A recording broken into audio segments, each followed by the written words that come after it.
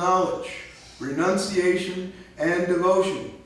Anyone who seriously tries to understand Srimad Bhagavatam, who properly hears and chants it with devotion, becomes completely liberated.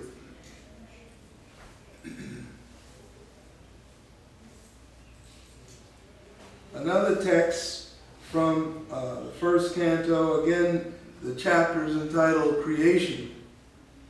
Nigama kalpataror galitam valam shukam mukhat amrita dhrava samyutam pivata bhagavatam rasam alayam muhur aho rasika Sudha Bhuvi Bhavuka. Translation. O expert and thoughtful men, relish Srimad Bhagavatam, the mature fruit of the desire tree of Vedic literatures. It emanated from the lips of Sri Shukadev Goswami. Therefore, this fruit has become even more tasteful, although its nectarian juice was already relishable for all, including liberated souls.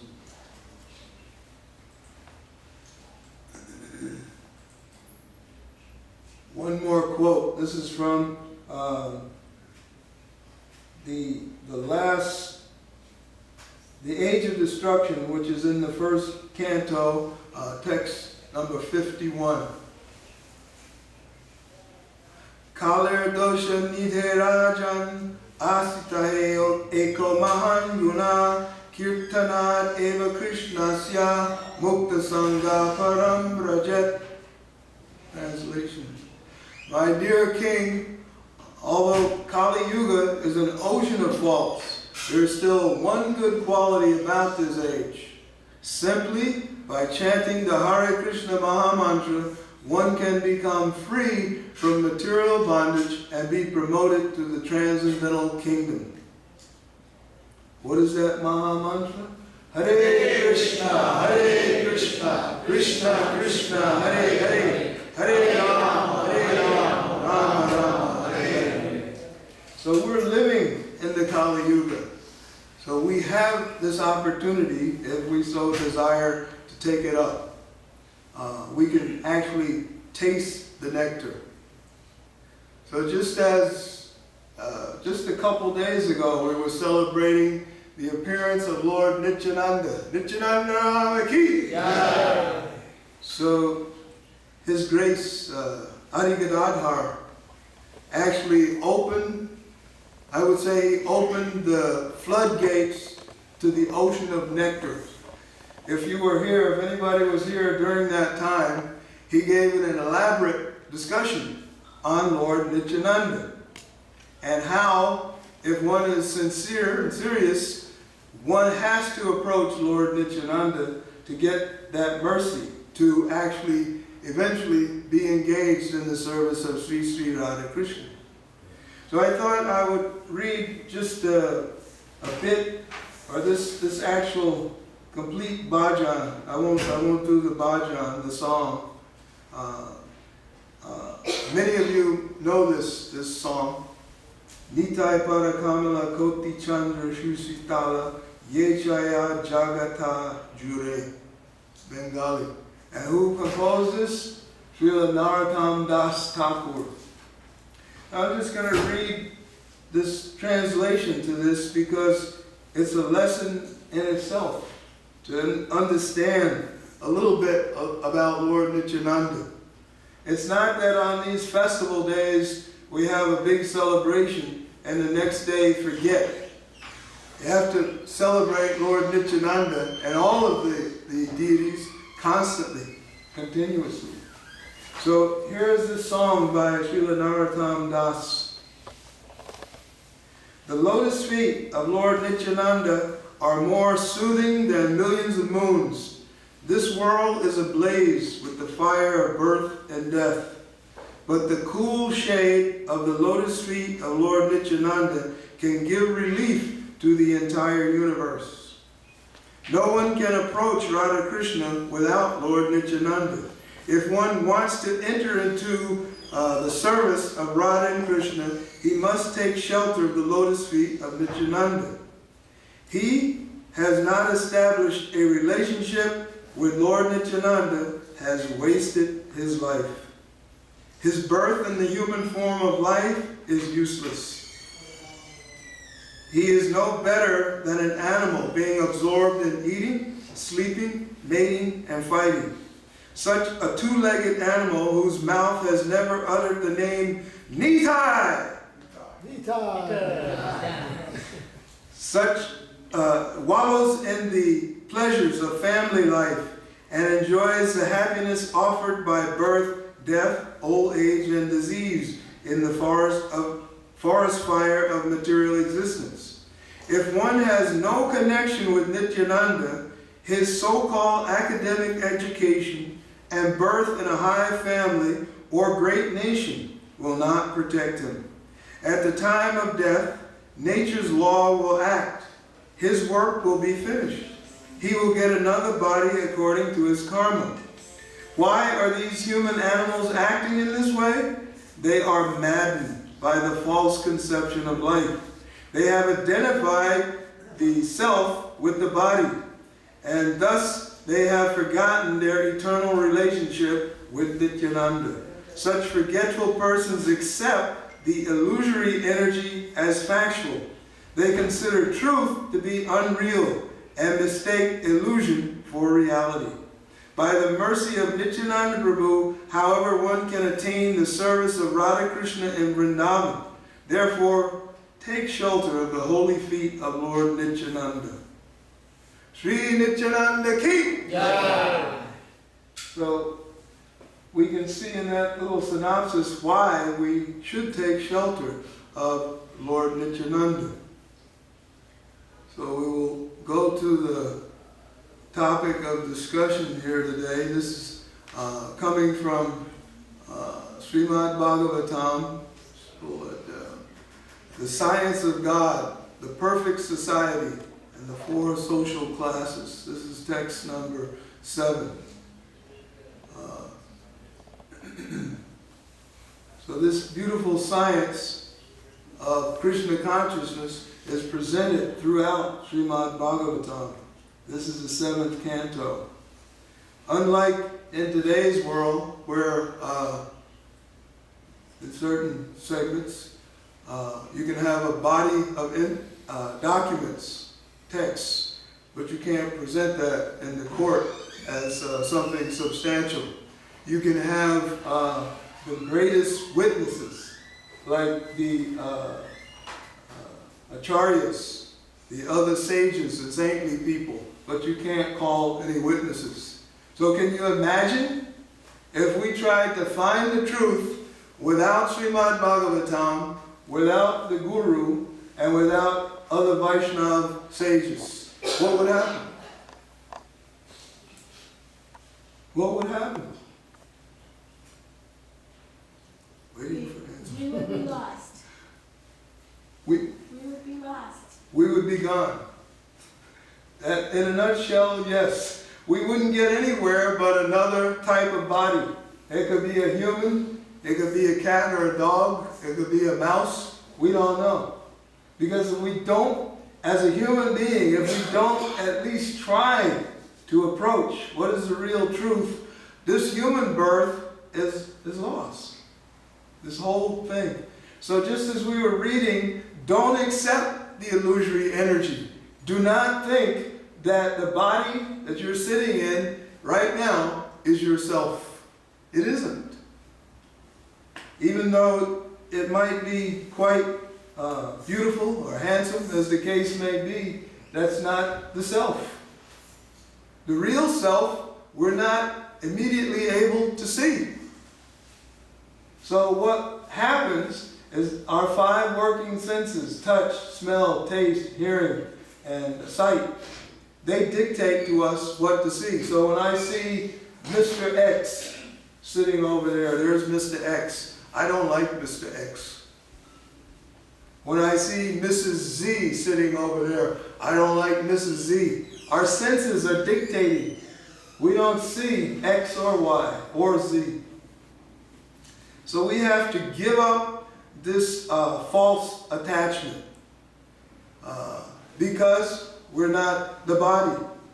This false attachment and this false ego is mentioned in Bhagavad Gita. I know most of you study Bhagavad Gita daily, right? Don't show me your hands, but I know all of you can raise your hands studying Bhagavad Gita daily.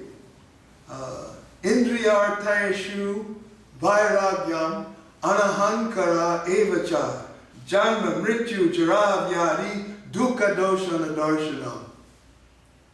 So this is, if I'm not mistaken, the 13th chapter of Bhagavad Gita. As Srila Prabhupada translates that verse, he says, what is this dukkha doshana darshana? This one should not associate, not see this. Darshan means to see. One should perceive this janma, mrityu, jara, vyadi. One should perceive what? The evil of it. So sometimes people think, well, how can birth be evil? Birth is evil when it's just material. Whether you're born as a nice little human baby or a cuddly little, rabbit or a nice furry kitten, it's all evil if you mistake the body for the self. So we cannot fault any of the other animals. A deer is always thinking it's a deer. A bear, a lion, a dog, a cat. They're always thinking, they're locked into that position. But a human being can at least for a moment consider, hey, what is this body? Why am I here? Why was I born in this body? So this is the meaning behind this. Dukkha doshana darshana. Perceive the evil of birth, death, old age, and disease. And how do we do that? What's recommended in the first line? Indriyarteshu, vairagya, anahankara. This anahankara means literally like the false ego. We have to give up attachment to it. If somebody steps on your toe, immediately you say, you idiot, don't you see where you're walking? You stepped on my toe. Or if you see something else that you don't like about an individual, then you call out something. This is the false ego acting. So we don't want to mimic today's society where we just accept what the majority, sometimes even the so-called majority, what they accept as truth, as factual, because we will be deceived. We have to give up that attachment.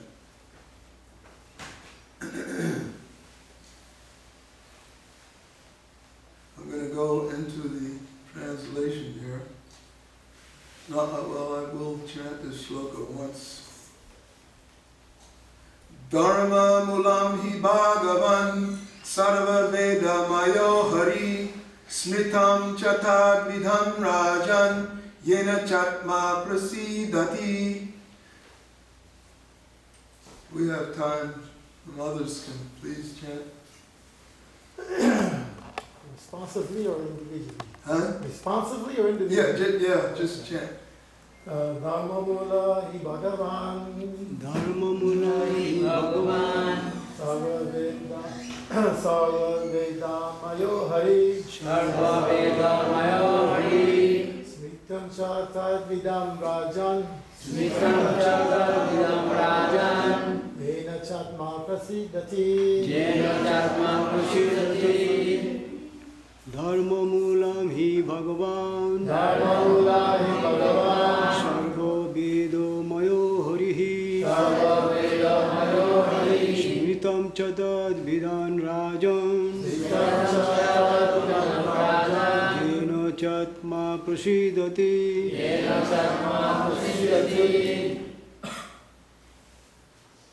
Dharma mulam hi bhagavan. Dharma mulam hi bhagavan. Sarva veda maya hari. Sarva veda mayo hari. Smritam cha tad vidam rajan. Smritam chatad vidam rajan. Jena chatma prasiddhati. Jena chatma prasidati. Mataji's ladies. Anyone?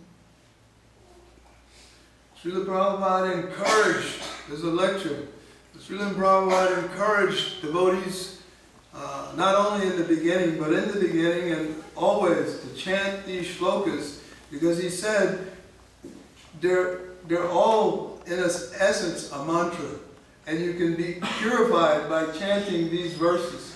So that's why he established this method, that At the beginning of a class, we have a verse or several verses selected, and we chant it together. We chant it audibly. So anyone can feel free to try. You don't have to be a scholar in Sanskrit to try it. Just try to pronounce it and say the verse. So anyone else would like to try? After those encouraging words. Namo Bhagavan Sarvaveda-mayo hari. Sarvaveda-mayo hari. Smatam cha tadvidam rajan. Smritam Chatadvidam Rajan. Jena chatma prasiddhati. Jena Sarvam Prasiddhati.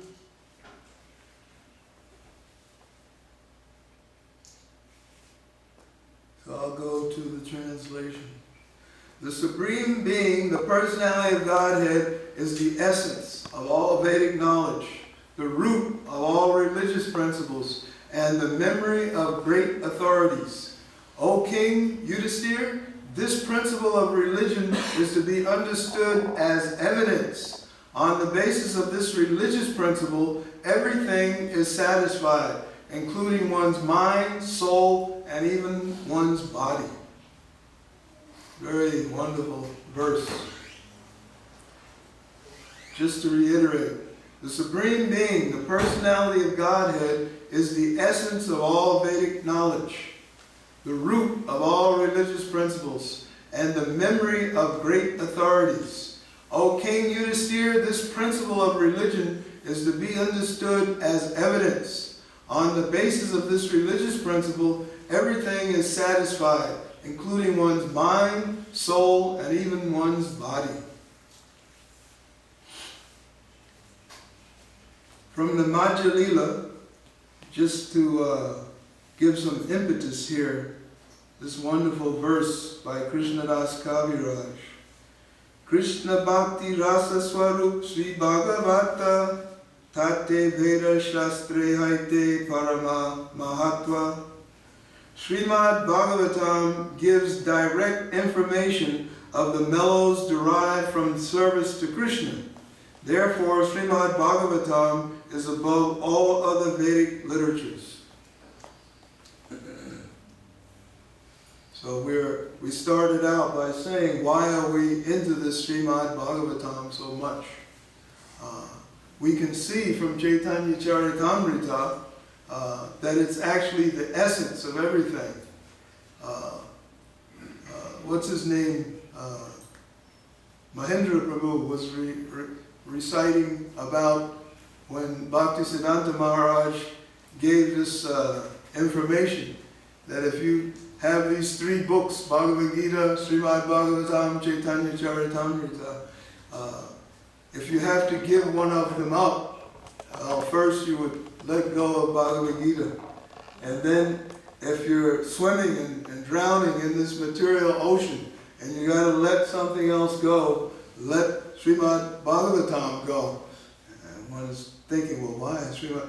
But then he says, if it becomes so turbulent and you're so disturbed, you have only Chaitanya Charitamrita left, never let it go. Why is that? So the secret is that if you keep Sri Chaitanya Charitamrita, you have the Bhagavad Gita, you have Srimad Bhagavatam in its essence. This is through the shrewd presentation of Krishnadas Kaviraj. So the purport by Srila Prabhupada, as stated by Yamaraj, Dharmantu Sakshad Bhagavat Panitam. This is from the 6th chapter. Yamaraj, the representative of the Lord who takes care of the living beings after their death, gives his verdict as to how and when the living being will change his body. He is the authority, and he says that the religious principles consist of the codes and laws given by God. No one can manufacture religion, and therefore manufactured religious systems are rejected by the followers of the Vedic principles. The Bhagavad Gita, 15:15. Plus 12,607. Sarvasya chaham ridi sunivishto Matasmitir Dhyana Malpohanam Cha Vedascha Savari Aham Vejo Vedanta Krit Vedavi Eva Chaham. Very well-known verse. What does Krishna say? I am seated on everyone's heart, and from me come remembrance, knowledge, and forgetfulness. By all the Vedas I am to be known. Indeed, I am the compiler of Vedanta, and I am the knowers of the Vedas. I am the knower of the Vedas. So, right in Bhagavad Gita, we see why Srimad Bhagavatam is so important. It's not something concocted by some writer 100 years ago, or 5,000 years ago, or 100 million years ago. Srimad Bhagavatam is eternal.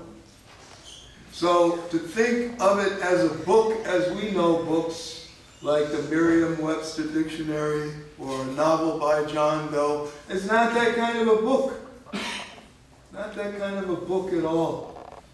We're fortunate that right now it is in book shape, and also fortunate that it's in e-book shape.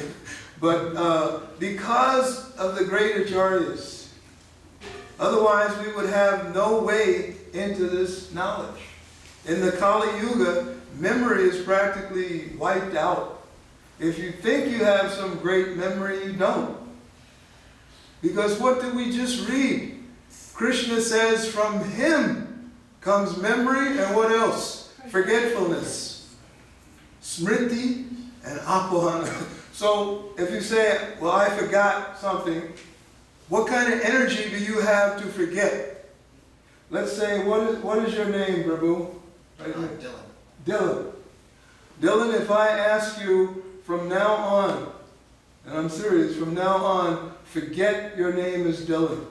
Can you do it? It would be very difficult. It'd be very difficult. I didn't mean to pick on you. I'd take anyone else. Just forget your name. Just say, I can do it. If you're so powerful, forget your name so that when I ask you, Prabhu, what is your name? Sam. Deb. But you didn't forget, did you? So we don't control that power. Just same as memory. We say, I didn't remember to go such and such place, but where does that come from? Thinking, I have it. No, it's not coming from you.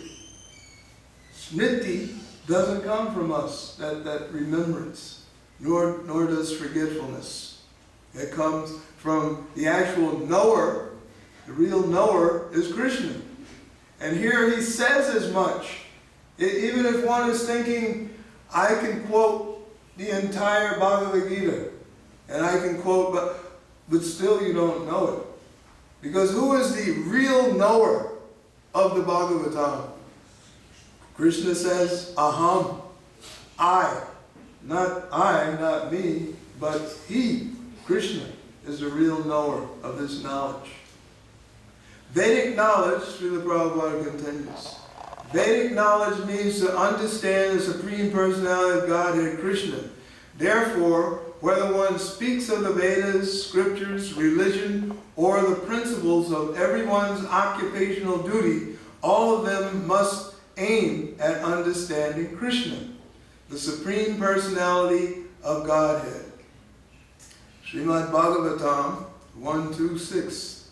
Savai pum shamparo dharmo yatho bhakti radhok saje adhaitu kya pratihata yayatma suprasidati.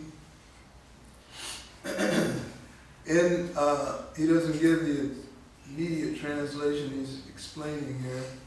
The actual translation by Srila Prabhupada. The supreme occupation, dharma, of all humanity is that by which men can attain to loving devotional service unto the transcendent Lord. Such devotional service must be unmotivated and uninterrupted to completely satisfy the self. The supreme dharma. This translates occupational duty, dharma. Not like some so-called religionists and scholars translate the word dharma as just religion or some other vague concept. It's humanity's occupational duty. We're all part of humanity. So, conclusion, it's our occupational duty to do this devotional service to the Supreme Lord. That is the only way to be satisfied. If we don't, we can't expect any real satisfaction.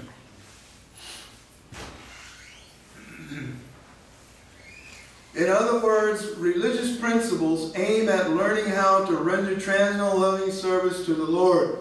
That service must be unmotivated and unchecked by material conditions. Then human society will be happy in all respects. So if we try to speculate about what will make us happy, it's not going to work. It might give some temporary relief. Just like if you have a deep cut across your wrist and you wrap it up with a cloth, so you're holding the blood for some time, but it's not. You need a permanent solution to that cut. So we need a permanent solution to this janma and mrityu, this birth and death. Permanent solution. When we go out the door, we kind of forget, at least I can say I do, you forget that you're still in the material world and what your real duty is. It's easy to forget. Just go outside. Just go in the park. And you'll see some flowers. Oh, the flowers are starting to bloom. That's nice. Oh, there's some kids playing. So many things can attract your attention. And so you forget. But we cannot forget if we actually want to be engaged in Krishna's service. Why that is so, I'm just going to read 2 shlokas from the first canto. I'll read the English before I continue. These 2 verses are from the first canto, chapter 7. The material miseries of the living entity, which are superfluous to him, can be directly mitigated by the linking process of devotional service. But the mass of people do not know this. Therefore, the great sage Vyasa compiled this Vedic literature, which is in relation to the supreme truth. Simply by hearing this Vedic literature, the feeling for devotional service to Krishna sprouts up at once to extinguish the fire of lamentation, illusion, and fearfulness within the heart. Text 6 and 7, chapter 7. So, the material miseries that plague us every day, what does the Bhagavatam say? They can be directly mitigated. Mitigated means what? Lessened, decreased. Why? Because they're superfluous to us. So if something is superfluous, what does that generally mean? I heard something. Extra. That's good definition. It's not needed, really. It's something beyond what you really require. So, the Bhagavatam is saying here, Veda Vyasade, the material miseries of the living entity, which are superfluous to him, the actual soul, the jiva, can be directly mitigated by the linking process of devotional service. What is that linking process? What is our only hope? We just did it a little earlier. Hare Krishna. Hare Krishna, Hare Krishna, Krishna Krishna, Hare Hare, Hare Rama, Rama Rama, Hare Hare. That's not a material sound vibration. Just remember the first, I think it's called the first address that Srila Prabhupada gave on the Maha Mantra. He goes into depth on that. But this vibration of Hare Krishna is not a material song. It's not a material sound vibration. Why? Because there's 2 ways of getting something. Deductive and inductive knowledge. Deductive is what we're all mad after. Deductive means I'll find out, I'll get it, I can do it. I, me, mine. And inductive means what? It's coming down, it's coming in. So this Hare Krishna is the same as the Krishna standing before us. This Krishna standing before us is not some carved marble. We may think that it's because we have a poor fund of knowledge, Srila Prabhupada said. But the Maha Mantra, the deity, are not different than Krishna. This is why we study the Bhagavatam. Eventually we can actually realize that rather than just speak it. But for all intents and purposes, the deity, the Archa Vigraha, is no different than the Maha Mantra.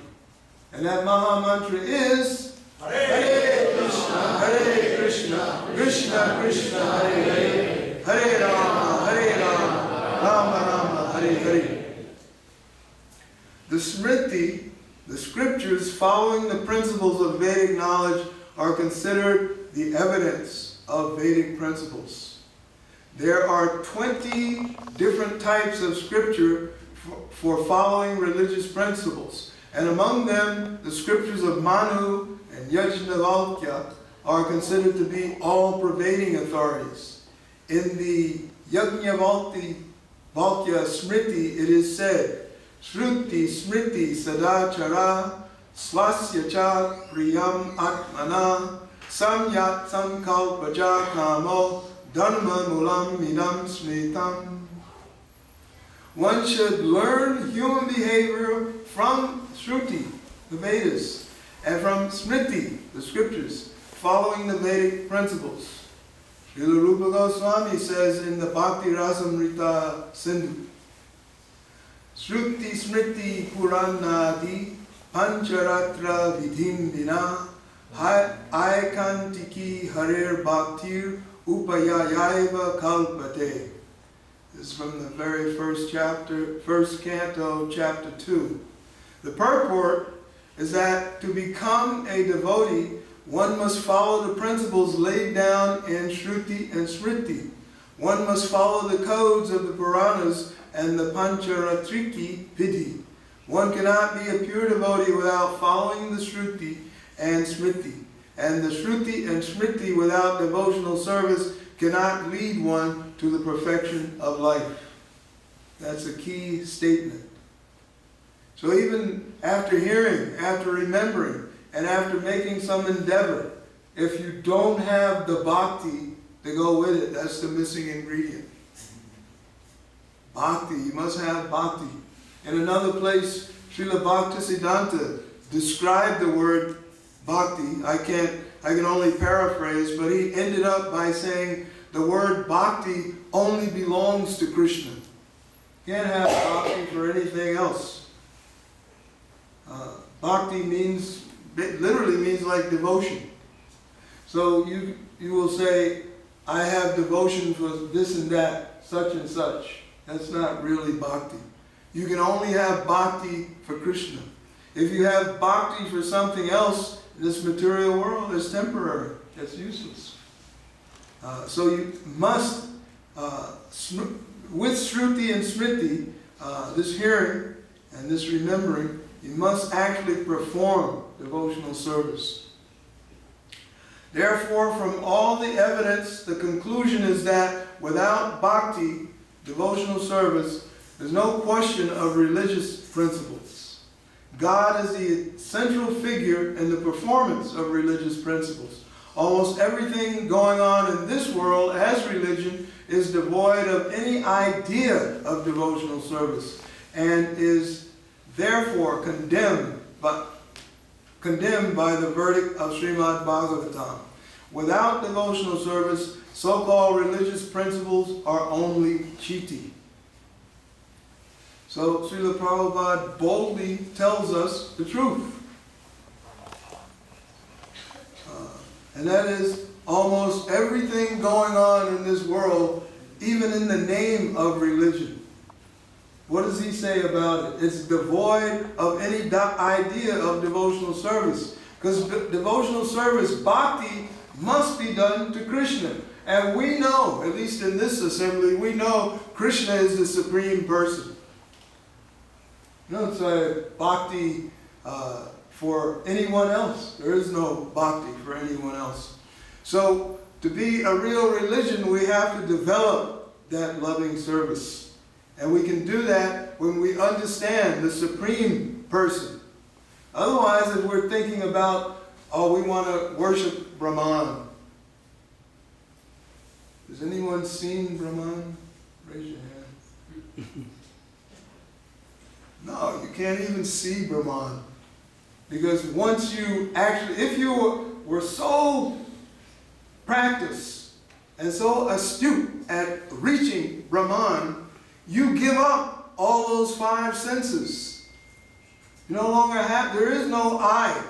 At least for some time, there's no I. So how can you say, well, I see and it's thus, you can't describe it. So the Srimad Bhagavatam very nicely steers us around word jugglery, because sometimes people think, I shall achieve Brahman. I shall merge into that oneness, that energy. And that's a wonderful goal if you have it. But here, the essence of Srimad Bhagavatam is talking about bhakti and devotion. Devotion to whom? You have to know who God is. Otherwise, if there is a so-called religious practice, and I say, my friend, you believe in God? Oh yes, I believe in God. And I say, well, where is God? And you can start, well, God is everywhere. Which is true. But, my friend, can you tell me a little bit, what does he look like? What do you mean, look like? You can't see God. Right away, we can see the person is lost. The lack of even suitable ideas. Can't see God. Why can't you see God? Does anyone know why you can't see God? Imperfect senses. Right now, our eyes, except when we're in the temple and we're seeing the Archaligraha, we can definitely say we're seeing Krishna.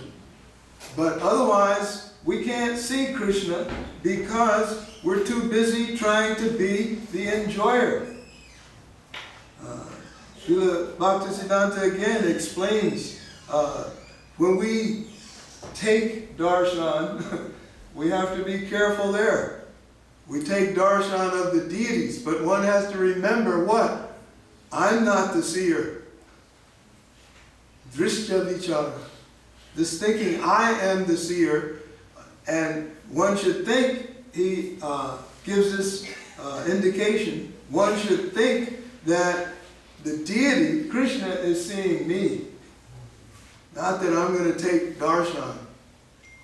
And he actually said that many people that are chanting this Jagannatha Swami Nayana Patagami have no understanding of this.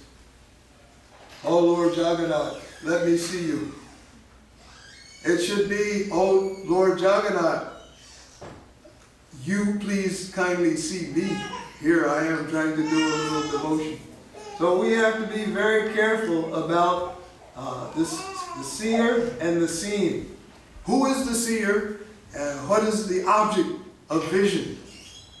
Because this gets into a whole nother lecture. We have to wrap up here.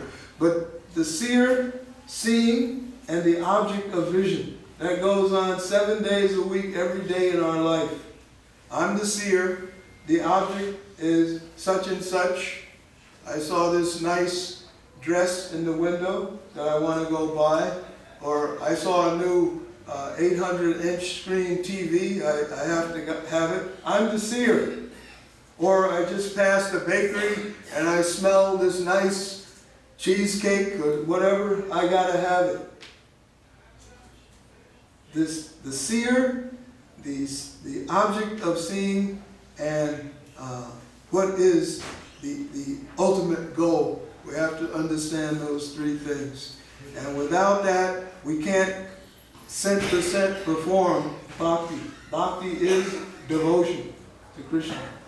So I'll have to forego a couple other points for the sake of time. We'll take maybe one question. Someone has a pressing question, or someone has a doubt why we approach Srimad Bhagavatam, why we approach the Archa Vigraha. Any question? Hare Krishna. Yes. The truth is, we have to know Krishna, and we always want to look for Krishna. So many books were printed in the Bhagavatam, Bhagavad Gita, everything. It is to clear our doubts, Prabhu, or to increase our knowledge. Does this Bhagavatam clear doubts? Is it clear the doubts for many or for more educated people? Because more educated people does not have a faith. They read it to read it. It will clear the doubts of all. Just as Adi Gadadhar Prabhu mentioned about the Brahmana that was instructed by his guru to study Bhagavad Gita every day. This Brahmana, his guru knew he was illiterate. He couldn't read. But his guru told him to read Bhagavad Gita every day. So what to do? He just took Bhagavad Gita, and every day he was just staring at the picture of Krishna driving the chariot of Arjuna. And some people used to laugh at him, but then it was ascertained, it was found out that actually he had gained real bhakti because he knew the essence of Bhagavad Gita, that the Supreme Personality of Godhead himself, out of love for his devotee, had taken the part of a chariot driver. So yes, the Bhagavatam, even if one has very little education, he should read Bhagavatam. If one is a scholar writing his or her own books, should study Srimad Bhagavatam, because the Bhagavatam will take all the material, unnecessary things away and leave us with the essence. And that essence is, again, bhakti. We will have no interest in anything else but devotion to Krishna. So the Bhagavatam can do that.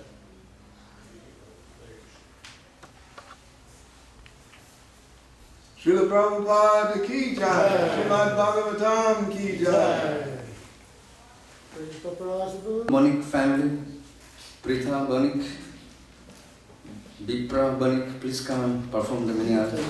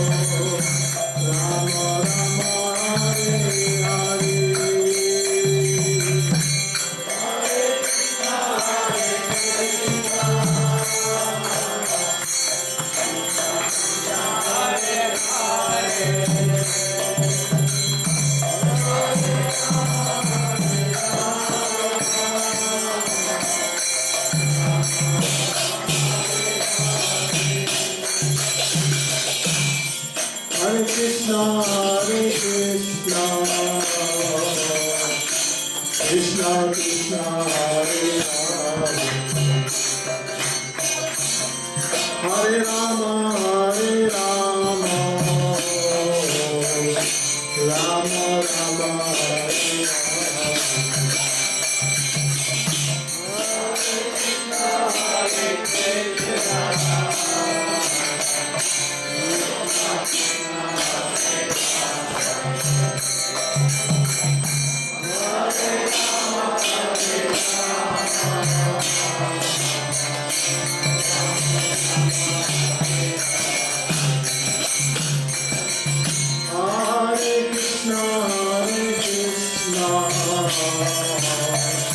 Krishna Krishna Hare Hare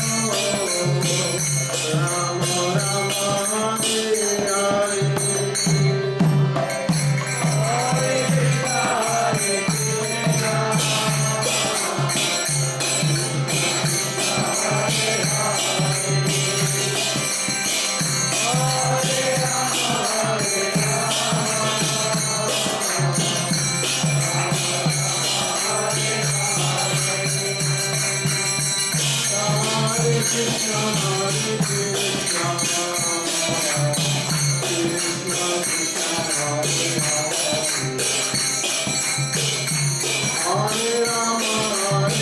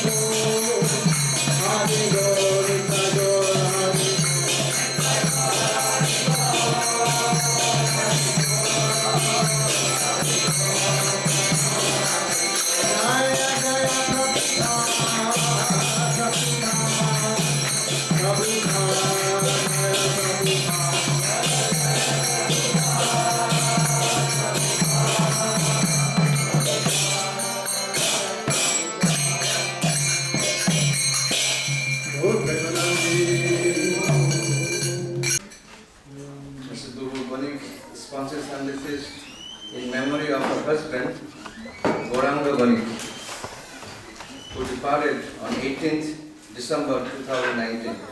Very recently. Huh? Huh? Oh, January 2020. They're actually seeking the blessings of all the Vaishnavas for the departed soul, so you can be in a good place and be in peace.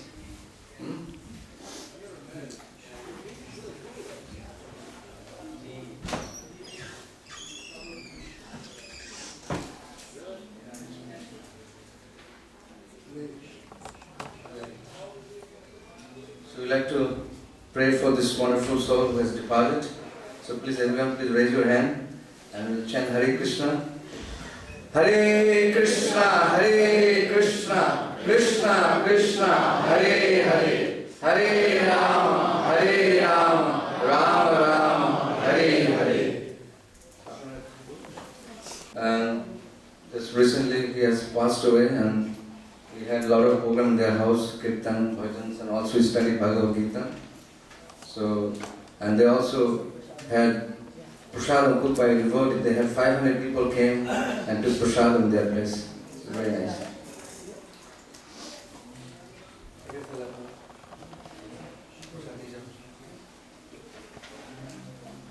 So they want me to chant one or two verses from the Bhagavad Gita. We'll just chant a little bit, one or two verses from the Bhagavad Gita.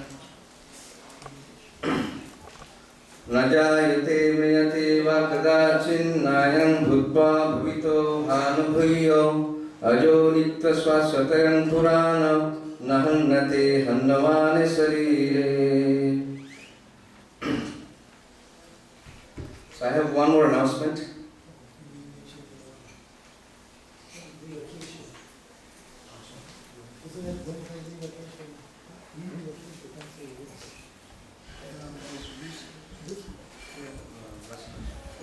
Hare Krishna. Also another member of our congregation who passed away, a Western devotee. Her name was Leela Keshava Devi Dasi. She was an initiated disciple of Jakataka Swami. And she used to live in his ashram Way back when 80s at least. It's 30 years ago. I think, Jatila, you remember Leela Keshava? How many people remember Leela Keshava? Okay, yeah, she wasn't coming around very much in the past 10, 15 years. And on Wednesday, so she just didn't wake up one morning. I'm not sure of all the details, but at least Krishna gave her a very easy passing, right? Some people have to go through cancer, isn't it? Months, everybody's, oh my God, so much suffering with it. So it was very peaceful. So at least we can pray for her also today. And also we can pray to her for some blessings for ourselves, as she did sacrifice her life, especially a good period of 10, 15 years of living in the ashram. How many people want to live in ashram? They're not very easy life. Simple living, you have one little room, maybe 2 people. It's good to ask, a couple of devotees. Everybody always chastising you. You did that wrong, that wrong, that wrong. So, but you do that because you want to simple life for serving. And especially a Western person, they don't have to do those things. They don't have to be ashram. They can have Western people. As you can see, easy life, isn't it? So these Western people give that up, sacrifice for that for some time. So I'm sure Lord Krishna, as he says, he preserves what you have. This is my devotee never perishes. He doesn't look at what you do wrong. He's looking what little small thing you do. That he remembers. He's our friend, Sridham. He's our friend. So let us all pray to her for, of course, her good passing. Also pray to her for blessing us. And let us all join hands. We chant the Hare Krishna Maha Mantra one time. Hare Krishna, Krishna Krishna, Hare Hare, Hare Rama, Rama Rama, Hare Hare. I believe there may be some service for next Saturday also. Well, send out some email. Hare Krishna. Would you do something on Thursday or not?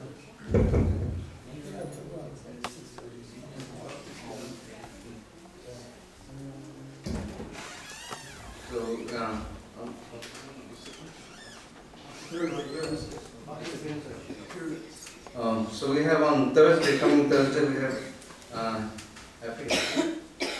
appearance day of Bhaktisiddhanta Saraswati Thakur. Is the Guru or spiritual master of His Divine Grace A.C. Bhaktivedanta Swami Prabhupada. His picture is there in the behind, and his appearance day. So on Thursday in the evening, or will be in the morning? Evening 6. But usually at noon we have something. But we have something in the noon time also, and also in the evening at 6:30 we will do also some prayers and kirtan, bhajan, and we'll have prasadam also. So you all come, and if you have, please make sure if you can come, please come. And I like remember also Prabhupada, when he came to this temple, he came on that specific day to worship, to perform his Guru Puja for his Guru Maharaj. And Prabhupada offered arti to that painting in the Bhagavatam. Those are the pictures in the corner. You see him walking arti. so this is the picture that Prabhupada actually performed the arati for his Guru when Prabhupada came here. On that day. On that day. So very nice. Jai Shri Goparaj ki. So there is an upcoming big festival is coming on, one more festival. There is Gaur Purnima, the holy festival, which is usually celebrated as the Gaur Purnima, the appearance of Lord Chaitanya Mahaprabhu. Chaitanya Mahaprabhu is the most magnificent incarnation of Krishna. And he delivered everyone through the process of chanting, and he gave love of Godhead. So we're going to be celebrating his birthday here, and every year we offer very beautiful dress, new dress to the deities.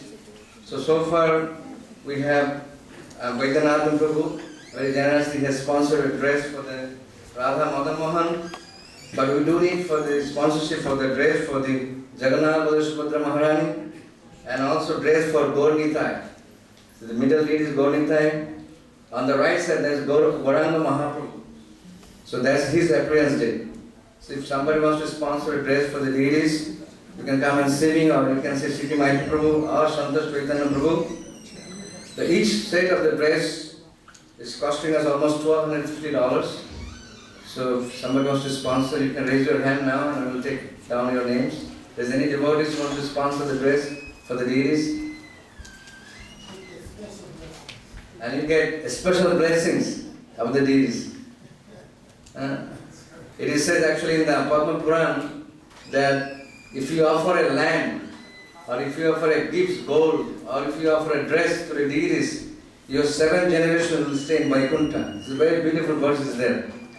So this is a very nice statement from Padma Puran that if you do some service to the deities, you get tremendous benefit, especially dress, jewelries, or land, or you build a temple for the Lord. Another point that was very nice about being in America. If you're in India, especially in our temples in India, how many people visit our temples in India? You never get a chance to sponsor dress, isn't it? Impossible. Those services, all you can do in those temples is, Hare Krishna, maybe get a little maha in your hand, right? That's about it. But here, there's a lot of mercy. You get so close. You can sponsor dress. You get so many opportunities people don't get. Even when those Guru Maharajas come, you can go have darshan. You can't have darshan in India. It's impossible to go to Jayapataka. I just hear anybody come. So Krishna is giving you special mercy by bringing you here. You have to see it like that. That's the real mercy you're getting. Not coming. That's a material thing. That's external. That's nice also. We're not going to argue with that. But this is the real blessing to be able to. And this deities, these are the deities Srila Prabhupada saw. These two only died. And these are the deities he cried in front of these deities on that Vyasasan. That is the exact same Vyasasan. The cloth is different, but the marble is the same. He walked and sat there. And he could only, first came in his temple, he could only speak for 1 minute. He was so choked up. Because Acharya Deshana was here, he's an older Prabhupada disciple. This room was packed, maybe 100 Western people. You had to stand out the window on February, looking in. And he could see the mercy of Lord Chaitanya. Imagine the Western people, you think, why are they doing this? They can have so many opportunities, but they're shaking head and sleeping in the ashram. And he said, this is only the mercy of Lord Chaitanya that this is happening. So he said like that. He said, Krishna, he came. He said, do you want love of Godhead? He said, do you want love of God? He said, you have to surrender. Right? You have to surrender, then I'll give you. Because the Kali Yuga, nobody surrendered. Nobody surrendered. So then he came with Mahaprabhu. He said, okay, you don't have to surrender. You just chant Hare Krishna. Just chant Hare Krishna. Made it so easy. He said, he is so merciful. So he began to cry. And he said, just take shelter of Sri Chaitanya Mahaprabhu. And he walked off to Yasasan. And then, of course, a couple of days later, he offered arti for his Guru Maharaj. So if you can take advantage of these situations, if you have them, they're very few. And many people don't have this opportunity within this world. You have to see it like that. It's very rare. And Krishna is giving you that opportunity. So, take it when you can. So, anyway, we do appreciate all you all do. It's the same people do so much all the time. So always. But think about it like that. And later on, if you like, you come see Sweta or some other devotees.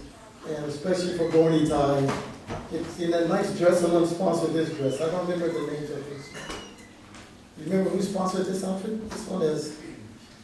And that outfit, they'll put it on maybe 2 times a year. That's how we cycle them like that in a certain way. So that way. In the spiritual, every day Krishna's getting a new outfit. He never has. There's one deity in Vrindavan. He never wears the same outfit. He only wears it one time. People know that temple? Radha Raman. He never wears the same outfit. He only wears it one time. So many outfits come. So this is how you take care of Krishna, right? You do like that. So, Sri Chaitanya Mahaprabhu ki. Okay. And also, those who are monthly member of the temple, if you haven't received your Back to God magazine yet, we have only a few more magazines left for the recent ones, so you can come and pick it up from the table outside. So that's it for today, and now we'll have final darshan of the deities, and then prasad will be served inside. Hare Krishna.